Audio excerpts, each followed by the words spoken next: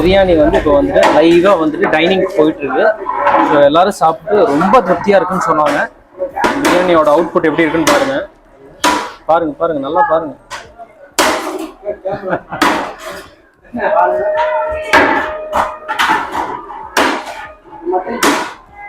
கல்யாண வீட்டு பிரியாணி இதுதாங்க.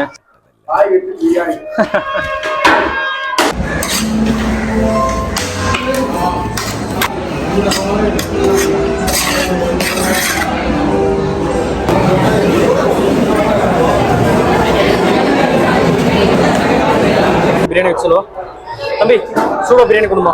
சூடா இருக்குது.